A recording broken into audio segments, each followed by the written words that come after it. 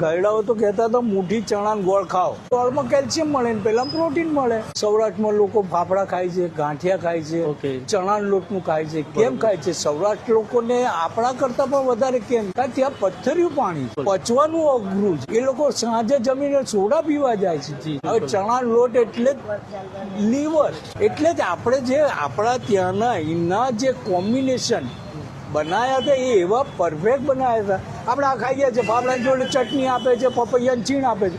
પપૈયું પણ લીવરને કારક જ છે. એટલે લીવર જો તમારું પરફેક્ટ હોય તો ખોરાક પચી જવાનો છે. પણ કમળો થાય ત્યારે શું આપવામાં આવે? લિવોમિન આપે છે, લીવ 52 આપે છે. હવે એમાં હોય છે શું? પેપિન. પેપિન એટલે પપૈયાનો જ રસ.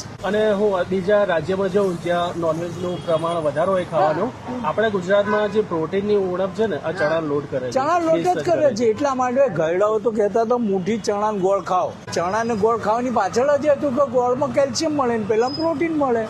શેરડીના રસમાંથી જ ગોળ બને છે. બિલકુલ. શેરડીના રસમાં હાઈ જ કેલ્શિયમ મળે છે. સર, આપણા યંગસ્ટર જે છે અત્યારે જંક ફૂડ તરફ બહુ વધી ગયા હવે છે. પણ એને લીધે તો લો બીપી, હાઈ બીપી, જાતના પ્રોબ્લેમ, લીવરના પ્રોબ્લેમ, પ્રેશર, કિડની ફેલ થવાનું કારણ પણ એમ જ છે. મેદો જ આવવાનો છે, બીજું ખાવાનું જી છે. જી જી. સર, આપની ઉંમર કેટલી હશે? મારી 73 વર્ષ છે, બરોબર રનિંગ છે. અને આપને આ જે ગુજરાતી ફરસાણ જે ભાવે છે આપ ખાતા પણ હશો વર્ષોથી. વર્ષોથી કહું છું તો અને આજે fit and fine છો. ડોક્ટરને એક પૈસો જ નથી આપ્યો આજ સુધી. જી સરસ. ખરેખર બહારનું ખાઉં છું છતાં આજ સુધી ડોક્ટરને એક પૈસો નથી કારણ આપ્યો. કે તમે સારું ખાઓ છો. ખાઉં છું સરસ જગ્યા, સિલેક્ટેડ જ જગ્યા.